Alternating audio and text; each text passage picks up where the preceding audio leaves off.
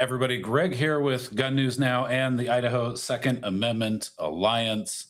Welcome into the broadcast. I appreciate everybody that is tuning in.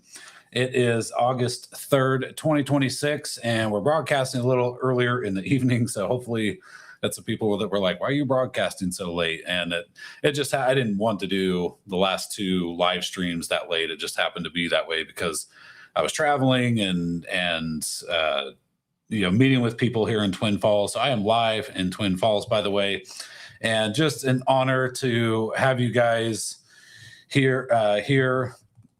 A little bit later, we're going to have State Senator Christy Zito will be joining us. She is an Idaho senator and just an incredible ally in the fight to keep and bear arms here in the state of Idaho. She's just done so much work, and we are honored to be working with her. Before we get too deep into everything tonight, please be sure, if you're watching on Gun News Now on YouTube, to subscribe to the channel, give it a thumbs up and all that nonsense. If you're watching on Facebook and you're a supporter of the ISA, we'd love to have you join the Idaho Second Amendment Alliance and be part of our organization as we continue, as we have for almost 14 years. August 21st will be 14 years. That's a big chunk of my life fighting for gun rights, and wouldn't have it any other way, honestly. But okay, we are going to get, I've been here in Twin Falls now for a couple days, just trying to talk to people. We're gonna have some other videos coming out here shortly. I did a live stream earlier from the In-N-Out because I wanted to go see. The video of Jordan is, kind of far away, and it's not the most clear video. And so if you didn't see earlier, I was on Facebook Live on the Idaho Second Amendment Alliance page, and I was showing you. It took me a minute because I had to find the right spot because there's shrubbery everywhere. So I was trying to find the exact spot that I just got to make sure Senator Zito is good.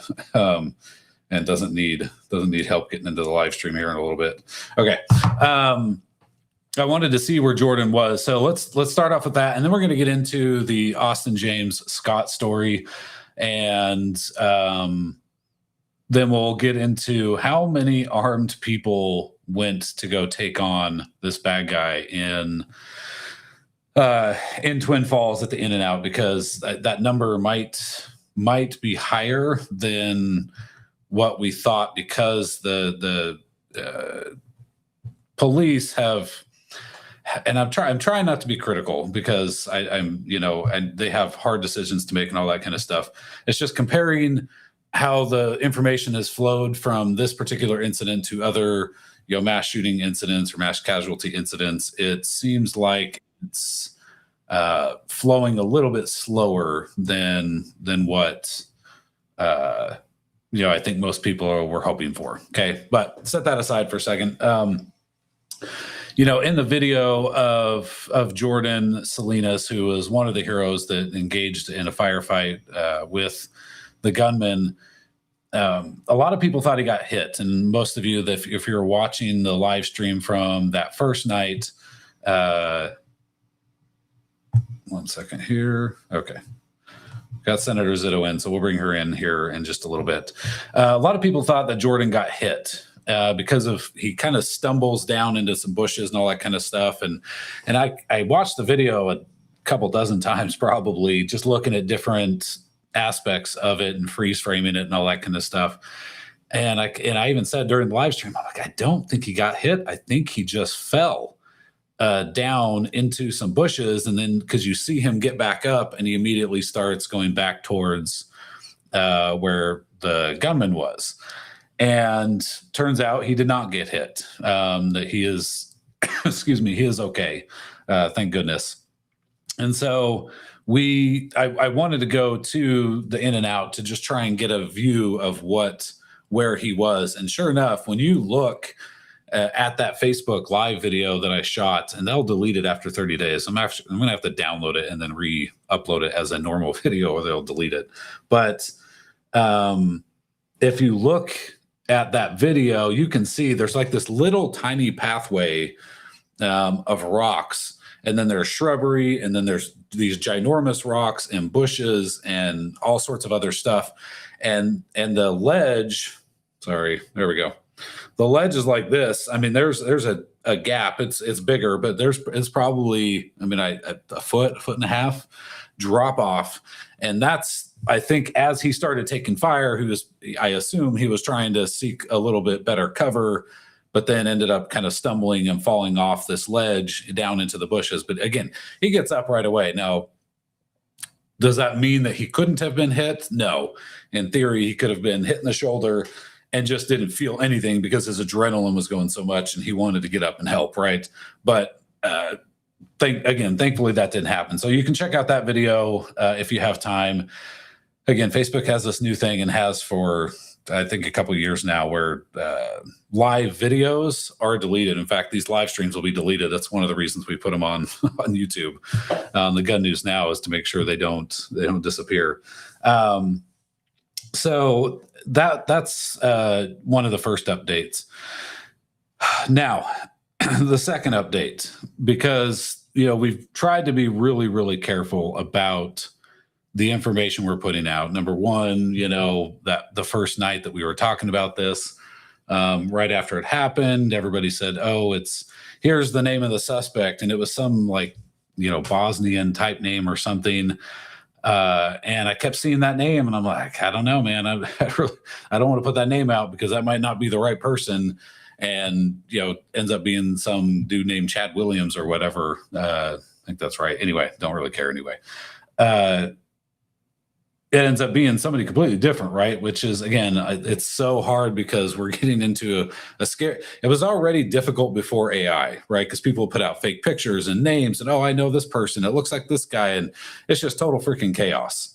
And now with the advent of AI, we're in a much worse spot because now somebody can take someone's real image and just make up fake images. And so that's why, I was talking with Bob Brodowski with Idaho 2A News, and if you guys are on YouTube, you should go subscribe to Bob's channel. I just did a big long podcast with him that he'll put out eventually. He has to do some editing and stuff, but we were talking about the outflow of information from the police, and it used to be years and years ago before social media, the police could slow roll information, and you just kind of waited with bated breath to figure out what the information is going to be. What are the police going to tell us now? The problem that we have now is with social media and everybody essentially having a digital media footprint. Now everybody's a detective. Everybody's out looking for information.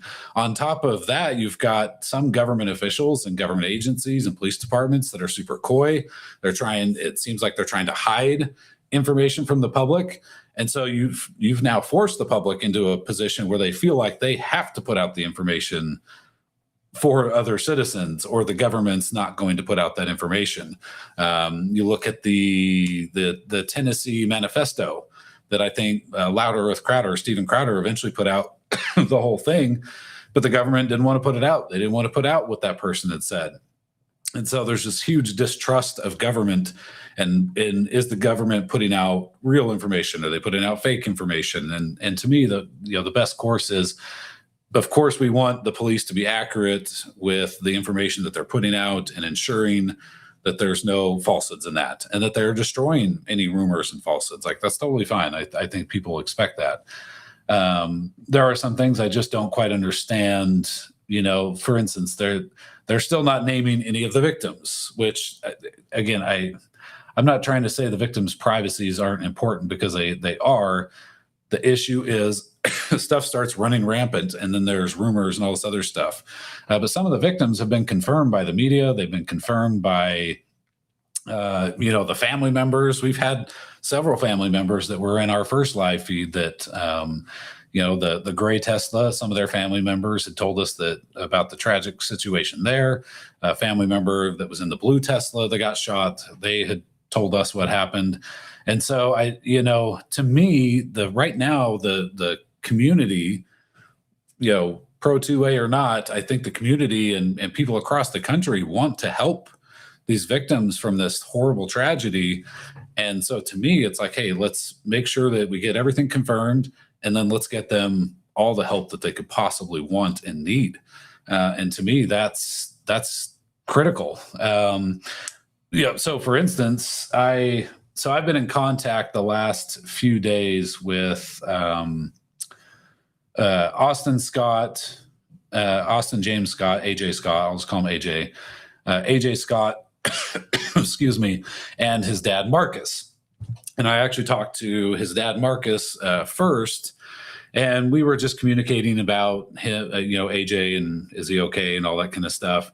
And I told him, I said, hey man, you really ought to start a Give Send Go. So if you don't know, I don't like GoFundMe. I prefer Give Send Go. It's a Christian-based platform, and I just think it's a lot better, a little bit more trustworthy, and a little bit less concerned about like, hey, my hero kid went and tried to stop this bad guy. GoFundMe, you never know what they're going to do, because they have pulled down conservative people raising money for conservatives before. And I don't know AJ's politics, don't really care. But the bottom line is he was a good guy who's a hero, who was armed, that went into a dangerous situation. And I was like, I don't know what GoFundMe is going to do. So I would use Give Send Go, because it's a Christian based platform. And I think it's just a lot more trustworthy. Anyway, so we were, and Marcus was like, look, I've never done anything like that. I don't really know what to do. And so I just gave him some advice and kind of told him how it works and all that kind of stuff. And so I think last night they launched their Give Send Go. And if you want to donate to Marcus, here, I'll throw the link in real quick. Excuse me. If you want to donate to Marcus to help him, he was shot in the arm, and we'll get into his story here in just a second. But they have raised $121,000, which is just incredible, like absolutely incredible. So fantastic to see. So I'm going to drop the link in the comments. There you go. If you want to donate to his specific fundraiser, that's totally fine. And for those, actually we'll get into another thing here in a little bit. Okay. So then I'd kind of heard some of the story from the family about what had happened to Austin. And then his dad posted the Give Send Go. And then I was able to get in contact with Austin James, AJ, sorry, AJ, if you're watching, with AJ, and just tried to clear up some details, make sure that we had his story accurate and all that. And so on Gun News Now, here, let me throw this in the comments as well. We'll post that story. There we go. Okay. So with, nobody trusts reporting anymore, because it's just gotten so bad. So the AJ story is that him and his wife were sitting in the drive-thru when the gunshots happened. Okay. AJ got out of the car, told his wife, and his wife's an ER nurse, and one of her friends, who's also an ER nurse, was also in the vehicle. And so he's telling them to stay inside the vehicle. He runs out towards the gunfire. Okay. So setting everything else aside that happens after this, that's still heroic, man. I mean, he is putting his life on the line, knowing that he could die going to try, because he could have just as easily said, let's get out of the car, all three of us, and run, right? Run and get out of here. Or, again, in a drive-through, you're typically bumper to bumper. So it's hard to say like, hey, just drive out of the drive-through line, because sometimes you just can't do that. A lot of the times you just can't do that. And so he decides to get out and run towards danger. So one of the first things that we are trying to correct here is that Austin, or AJ, I'll get it eventually, AJ is not, okay, I repeat, AJ is not the off-duty cop, okay? AJ is a former police officer. He's not in service any longer, okay? A lot of people have confused AJ as being the off-duty police officer that a lot of people heard the police talk about, because they talked about Jordan. They didn't name him, but they were talking about Jordan, and they were talking about an off-duty cop. So, and technically, the police haven't even mentioned, to my knowledge, they haven't even mentioned the bravery of AJ and what he tried to do. So AJ's story that he had told us is that he got out. He does have a sidearm, or did have a sidearm at the time, and he didn't pull it out right away. Okay, and his dad said in the Give Send Go, AJ was concerned that he didn't want to be confused, as like if the cops were there, confused that he was the shooter, and all of a sudden they shoot him. Okay, so he didn't draw his weapon immediately.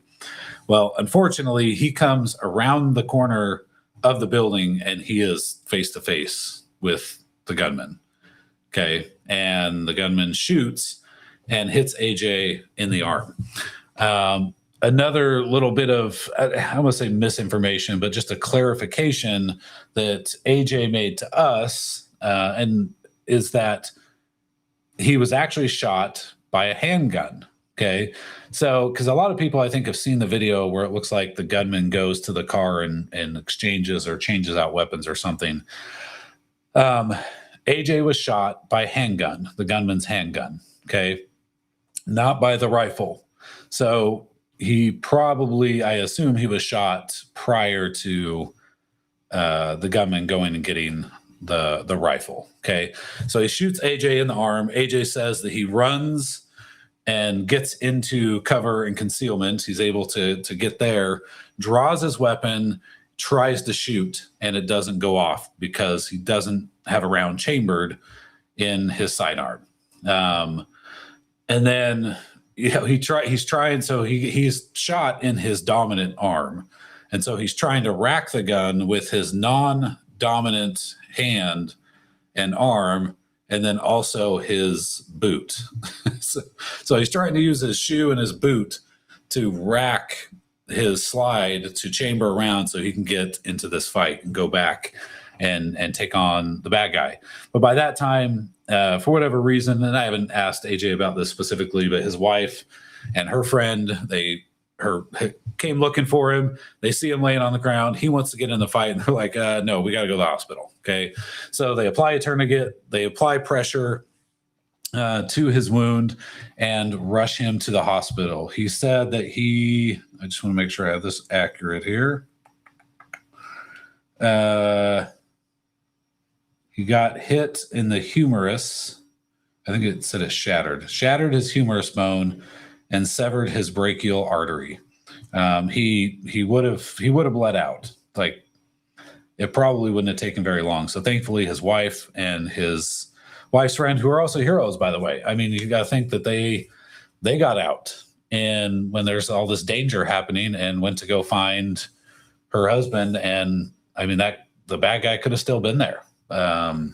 So, I mean, just so many incredible stories from this horrible tragedy, and it just goes to show you how awesome and amazing Idahoans are, and just, I mean, some of the most incredible people. AJ did say he, was very grateful. They gave him, he said, approximately 1 unit of blood that they had to give him to help save his life. I mean, that's crazy. Just absolutely insane. Now, look, I've seen the comments. I've seen some gun owners talk about the guy who didn't pull his gun out and have it, again, I don't know that we can stress enough, would I have done it differently in that situation? I believe so.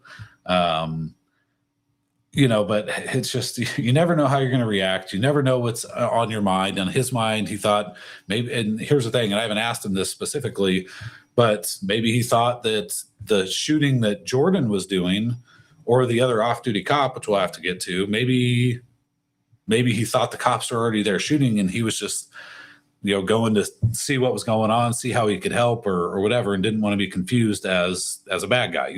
I don't know. Same thing with having a round in the chamber. When I'm out and about, I keep one in the chamber. I know people that don't keep one in the chamber, and they have various reasons that they don't like to keep one in the chamber. Sure, if you don't get hit, most guys, if you're doing the training, you can rack it fairly quick. I don't want to have to deal with it, so I'm much more comfortable with one in the chamber. But for whatever reason, AJ just had some different decisions that day, and thankfully he's alive. But make no mistake, he's no less heroic simply because, and again, he did pull out his gun. He did try to shoot. He did try to get in the fight with his gun. He didn't end up putting any rounds downrange towards the bad guy, and it is what it is. But anybody saying that this dude is not a hero, because to be honest with you, anybody who's running into a gun battle and you're trying to stop evil, you're a hero. Now, you probably don't want to go to a gunfight without a gun, right? You don't want to go to take a knife to a gunfight. You don't want to, we get all the sayings that we have all the time, but that doesn't mean that you're not extremely brave and heroic for trying to do what you can. Okay. The gunman engaged Jordan. Jordan saved lives because the gunman was distracted. AJ went face to face with the killer. He also distracted him from shooting other innocent victims. So he's a hero. This off-duty cop that there is also a hero because he was exchanging gunfire, at least according to the police. That's what they've said. So,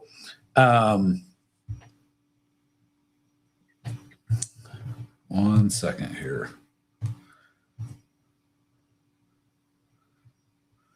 Yeah, give me 1 sec here. So look, again, just people want to be judgmental. People want to think that they know what they're going to do in a firefight. And I'm just here to say that, as someone who's been to war, you just there are manly men who cower in fear in war. Okay. There are dudes who you would think have no business being brave in war. They're all of a sudden so you just don't know. You just don't know. So, so Brian Carter said that, look, even though it was holstered and he didn't have a round in the chamber, he still saved lives. Absolutely. Again, Jordan, AJ, the off-duty cop, they all save lives. Just absolutely incredible. Again, it's not a way that, again, I practice and train, but I'm not here to judge how somebody else handled that situation. So, okay.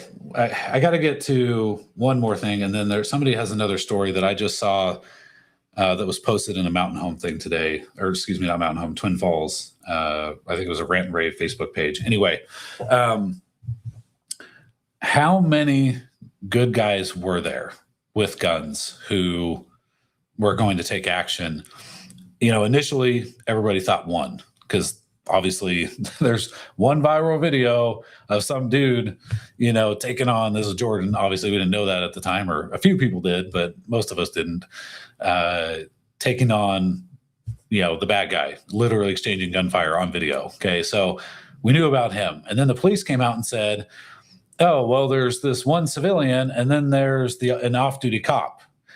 And then everybody thought, or a lot of people thought, that AJ was the off-duty cop until last night. And I had to start correcting people going, hey, actually, we've now found out AJ is another person who had a gun and tried to take on the bad guy. So he's not the off-duty cop. So that means that the police are saying there is an off-duty cop. So that makes 3 people that we know of definitively who tried to engage this horrible, horrible human being. Now, as far as the off-duty cop goes, how do I say this? I have a name, and he is an ISP trooper, but I'm not very comfortable sharing the name. And again, I haven't actually confirmed. I feel fairly confident that it is who the person says it is. And I don't want to say who gave me the name, but the off-duty cop's probably in a different situation because the officer is probably, the agency is going to say, hey, don't talk, don't do this, don't do that. Let's, do this, that, and the other. But I do have a name, and I haven't seen this person's name anywhere else. And I'm not saying it isn't. I just haven't seen it in all the searching I've done. I've never seen anyone talk about the off-duty cop because everybody thinks the off-duty cop is AJ. And so please, if you hear someone talking about, I think I put that in the article. Give me 1 second here. If not, I should have. And if you didn't see, I put his fundraiser in the comments, and I also put the, give me 1 sec. I want to see if I didn't put that in there. I'm going to be kind of annoyed because that was definitely a rumor that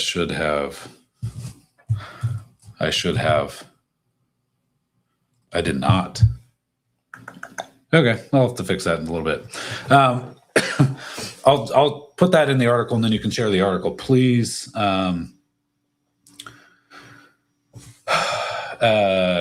please be sure to share that and squash that rumor that AJ is not the person who is the off-duty cop. A lot of people think it is. It's not. So anyway, moving on. So that's at least 3. Okay. Then somebody, I actually saw this today, and we're going to bring State Senator Christy Zito on here in just a couple minutes. Someone today said, and I read this story, and again, we haven't, the person said it. Okay. So I'm not doubting their credibility or anything. I honestly have been so busy today. I haven't had a time to reach out to that person and just talk to them. But Shannon on YouTube says, hi, Greg, I wanted to tell you about a guy that, from what I was reading, was also carrying and got pinned down over by the dumpster next to the Teslas that were charging. Have you seen that post? Yes, I did see that post. And so she says that he put a really long post, and I don't remember the group it was in. I'm pretty sure it was in the Twin Falls Rant and Rave, and I'll go find it. I haven't had time to dig into it, but he says he was carrying a gun. I think he had a 22. He was walking with his dog, and he kind of got stuck back by the dumpsters because by the Tesla charging station, there were some dumpsters. And it appeared that at one point, it seemed like the bad guy was trying to look for him and may have saw him and was trying to look for him. Well, he had taken off, and he said he didn't pull out his gun and didn't shoot because he wasn't quite sure who was who. Okay. So he made a decision at that time that, look, this is the quick post that I read. I didn't know for sure who was who. So I just decided I'm going to get out of here and get out of this situation. But he did have a firearm as well. And he was beating himself up in the post too, saying, I let my community down. I should have, and that will eat at him for probably a long time. I should have done this. I should have shot the guy and taken him out. But, he made a wise decision in that moment that, hey, I don't know who's who necessarily. So I'm just, I can't take someone's life. He was worried about being charged with murder. And so, and that's something we're going to talk with State Senator Zito about here in a while, or in just a couple minutes. So Danny Jones says, so there were 3 citizens that stepped up. There are 3 definitively that did pull their firearms. 2 of them were able to get shots off. AJ was not able to get shots off, but he did pull out his gun. He did try to fire it. He didn't have a round in, and that's while he was on the ground, bleeding out. He was still trying to do it. Let's see. Nicole says, anyone brave enough to run towards danger and is willing to take a bullet so someone else doesn't is a hero. 100%. Somebody said the kid's name is Rick Rosner. Let's see. A couple more, and then I got to get to Senator Zito. Matt says, do you know about the woman who saw a gun on the ground, picked it up, and pulled the trigger, and it didn't fire? I think Colin Noir posted a video of her talking about it. This with the shooter aiming at her. I'll find it. Yeah, that would be. I'd have to hear that because I'm really curious why,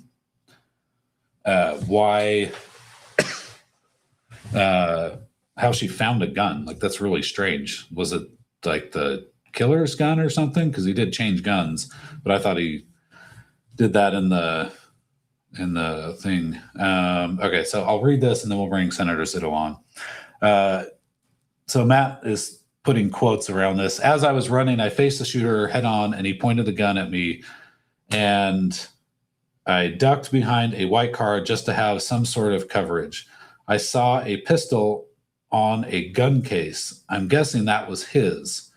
And I didn't have anything to defend myself, so I grabbed the gun and he pointed the gun at me and I pulled it back. It was jammed, so I just felt helpless. Holy cow. Okay, so that actually, based on what she's describing, that might, if it was on a gun case, I am guessing that was the killer's gun. Which, dude, that's crazy.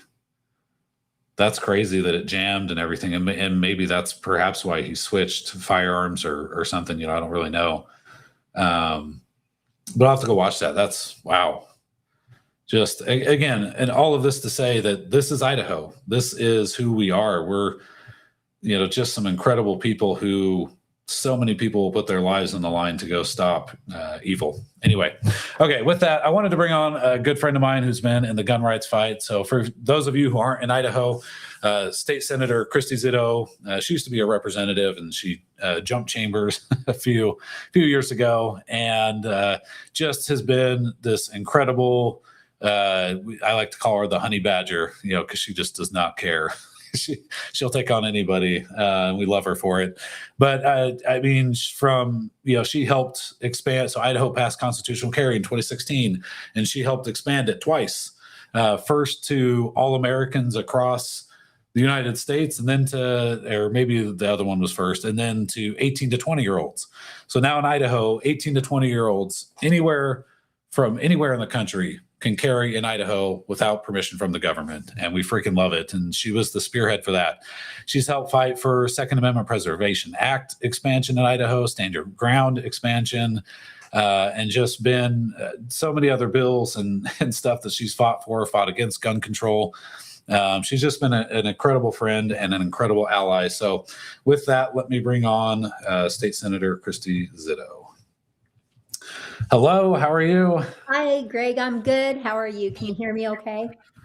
I can, now that I turned my computer off of mute. I thought, oh no, I can't hear her. This is not good. But it was my fault. So yeah.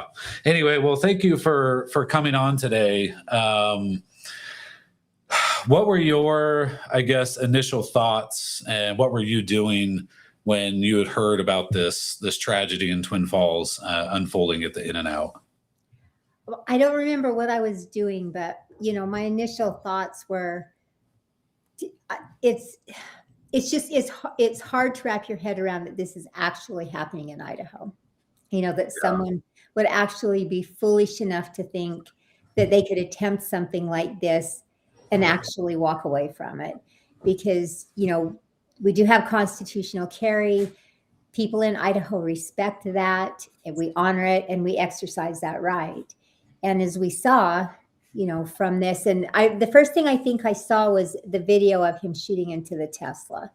And I'm just like, it's just absolutely horrific. And, so your mind starts going to, how can anybody do that? How can anybody have so little respect for human life that they can commit an atrocity like that? But then, like a friend of mine told me, they said, well, it's probably a good thing you don't understand how they could do that. Yeah. Yeah. What, I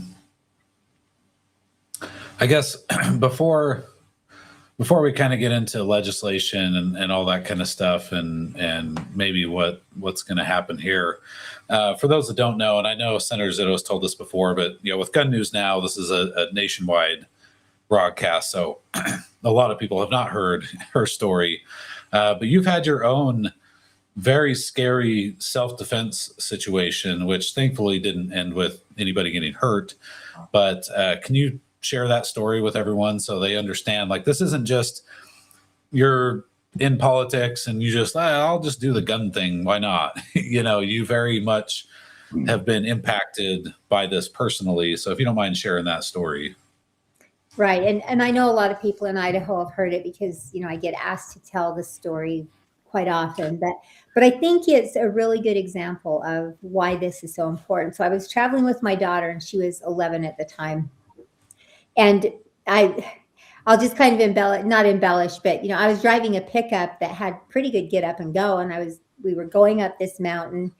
And this truck would pull up beside, look in the window, and then kind of fall behind, and then pull up beside, go ahead of us, and then fall back and look in the window of the truck. And this went on for several miles. I'm not even sure how many. Then we got into a canyon where there was construction, and they ran me off the road and pinned me into a barricade. And these two men got out of the truck, and I had my 38 sitting on the console of the truck. It was a revolver. And I looked at my 11-year-old daughter, and it's amazing the thoughts that can go through your head in that short of a period of time. And I remember thinking, if I allow something to happen to my daughter, how will I ever face her? How will I look at her and say, that as your mother, I failed to protect you. I failed to keep you safe. And so I knew when I put my hand on the gun and I raised that firearm, I had to commit that if they didn't back down, that I would pull the trigger. And that's not an easy thing to do, but I'd had some training, and I knew that and I think especially women, when you carry a firearm, you have to commit that you're going to use it if you draw it, because I have read enough stories and been told enough that if you don't, it will be used on you. Mm-hmm. You make your mark in the your line in the sand. If they get X close, when am I going to pull the trigger? And all of these thoughts go through my head anyway. So these men are dancing. So I had my hand on the gun. I picked the gun up. I had my finger by the trigger, but not on the trigger. And I showed it to them, and I must have looked serious enough about the situation that they looked at the gun, they looked at me, and they went and got in their truck and left. But one was coming towards my door, and the other one had started around the front of the truck to go to my daughter's door. And I don't know what would have happened that day. I don't know. There's no way to know how it ended up. I just know that I am convinced that had I not had my firearm with me, and had I not made that commitment and raised that weapon, I don't know what would have happened. And I'm glad I don't know what would have happened. It's just, it's important. Yeah. Well, and that's, along those lines with this Twin Falls tragedy, it's not good, right? 3 people have been killed, at least according to the police. They said 3 victims. So we don't, I think we only know 2 of them right now, and then 7 others were injured. So we're looking at 10 people whose lives have either been taken or changed forever. But if we didn't have these brave heroes, AJ and Jordan and whoever this off-duty cop is, and apparently some other woman and this other kid, and all these people who ran towards gunfire and put their lives on the line and did what they could to stop this evil, then he would have just walked around without any barriers and just, I think it would have been significantly worse. And even the cops say that, like, hey, these people save lives, like probably countless lives, because he would have been unimpeded. Well, there's absolutely no question that it was a deterrent. And we can sit here all night long and second guess, somebody should have had a round in the chamber, and this person should have done this, and that person should have done this, or 10 people in the room, why didn't, if there were this many people carrying, why didn't they? And that's so wrong of us to do that, because everybody in that situation, in that moment, did the best that they could with what they had to work with. And you're military, you've been in the line of fire before. You understand that, and you have that experience and that background with you, but the rest of us don't. And so in that moment, we do the very best we can with where we are, being aware of our surroundings of the situation. And I'm just grateful. I'm like you. I am so grateful that there were people there who were willing to take that risk, who were willing to step up and put themselves in danger to protect the lives of others. Because what is there? I mean, what is there greater love? That's the scripture, you know, and it's so true. You know, greater love hath no man than to lay down his life for another. And that's what these people did. And they need to be honored and respected. Yeah. Yeah, 100% heroes, and I'm so glad that the communities, and we want to get into some legislation that we're trying to push here in Idaho in just in a couple minutes. But I did want to say that look, there are the Idaho Second Amendment Alliance. We are running a fundraiser ourselves to try and help raise money for the victims and heroes.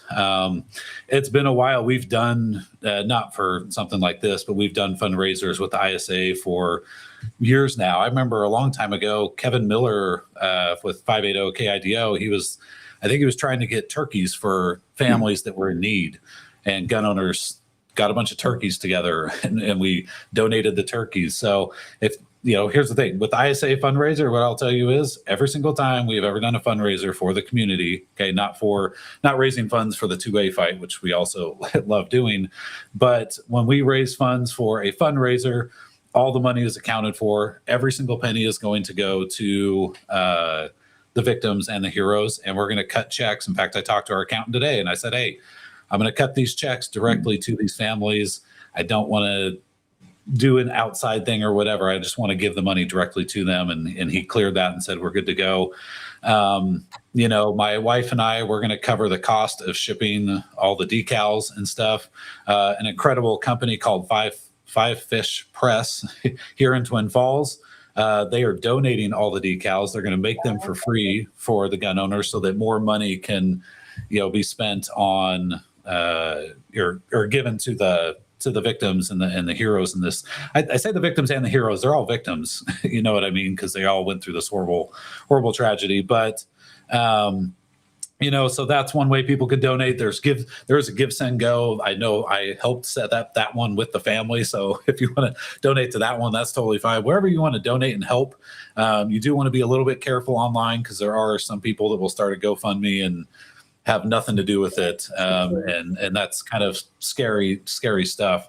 But all of the money the ISA donates is always accounted for. The only money that, you know, the credit card fees, unless you cover the fees, which we do ask you to do when you donate, you know, then the credit card fee has to be paid. Outside of that, we don't take any of that money. All of it will go to them. And I will show you the receipts because that's what I've done for 14 freaking years. With these fundraisers is we make sure the public has full transparency of the money that we raise to help people and that it all goes towards that. So Greg, however you guys I trust you 100% and I will vouch for you any day and I'll help cover the cost of the shipping for the decals and the printing or whatever needs to be done. But the one thing that I can guarantee anybody that's listening and anybody that questions, because I've been involved with you as long as I've been involved in politics. You know, I had just gotten elected and you had that class on confrontational politics and it was cold in that room. But anyway, I've watched you through the years. I know that you are fully transparent. I know what you and your family have sacrificed to stand up for Idahoans. I watched the members of the Alliance. I've watched how hard they work, how they show up. Remember, we had 6,000 hand-signed petitions delivered to my office when we were working on the constitutional carry.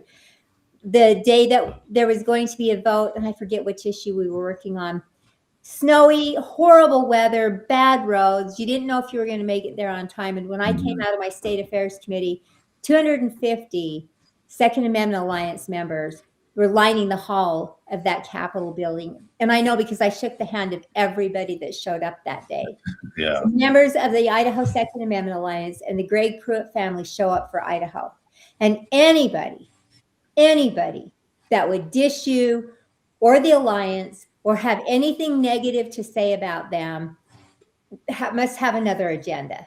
They must have something else going because there's not a more upright, upstanding, faithful, truer organization and family in the state of Idaho than the Idaho Second Amendment Alliance and the Greg Pruett family. And so I just want that to be clear that Well, yeah. I know that that's how this rolls.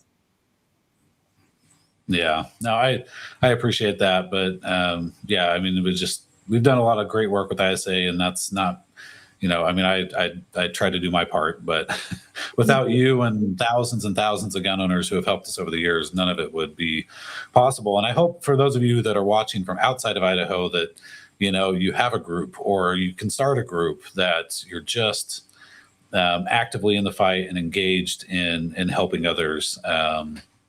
Because it's more than just politics and all that nonsense. It should be about our communities, and when there is horrible things that happen, that we're there for each other. And in reality, Christy, we need to be there for each other outside of these horrible things happening, right? And it's unfortunate, because it does seem that too often that tragedy tends to bring people together, and typically we stop all the infighting and all that kind of nonsense, and we just focus on helping others, but it doesn't always go that way. So, okay, so yeah, however you guys want to donate, just donate and help. Make sure that you are donating to what you want. I mean, again, I'm just amazed at this Give, Send, Go. They are at almost $125,000 for AJ, and not that there's any amount of money that will, like, I imagine he has to go in for another surgery, I think, soon. But like, his arm is going to be jacked up for the rest of his life, right? I mean, they're going to repair it the best they can, but it's horrible. And then he got shot, and I mean, so there's the trauma of that. So no amount of money they raise is ever going to be enough to erase the horrible situation he was in. But what they also can't erase is the dude is a hero and should be commended publicly by the police, in my opinion, at some point. Maybe they will for his bravery. So, okay. So going back to your story, and to be honest, the kid that I was talking about before I brought you on, who was the story about the kid who was by the dumpsters and he had his gun and he didn't want to, if I remember correctly, and so this is my recollection. So if I'm incorrect, I apologize, and I'll get it corrected. But I think he was concerned that he didn't want to shoot someone and get charged with murder. So that's a problem. I believe those were the words he used. He was worried about, firing his gun and trying to stop something bad and getting charged with murder if he accidentally. So let's say maybe he was worried that if he shot Jordan and maybe thought that Jordan was the bad guy, that he would end up getting charged with murder. And that is what you and I have been fighting about, fighting to correct, I guess, here in the state of Idaho. And I know a lot of states have this same problem, that gun owners are worried that if they fire their gun in self-defense or defense of others, that they're going to get charged with a crime. And that's a huge problem. Well, it is a problem, and we have been working on legislation to fix that problem. And the legislation we've worked on to enhance our stand your ground is a win-win for everybody, because we just move all of the details up to the front to make sure that there is really a case, that there's really an issue, rather than to let it drag out and on and on and on, which should be, I don't understand why public defenders or anybody else would not see that as a good thing. And so we're going to work on it again this year. And as long as I'm in the legislature, we're going to do everything we can to get that passed. And this situation, what happened over the weekend, that's a perfect example of why our stand your ground needs to be fixed. You should not have to worry about that. You should not have to be concerned when your life's threatened or the lives of someone around you are threatened, that you're going to have to rot in jail for 2 or 3 years waiting for someone to decide whether you've committed a crime or not. You should be unequivocally guaranteed the right of innocence. And then your guilt should be proven later. But we are innocent until we are proven guilty, and that should be the stand every time. And situations like this just really, really bring to the forefront what we're looking at. I think we've frozen up.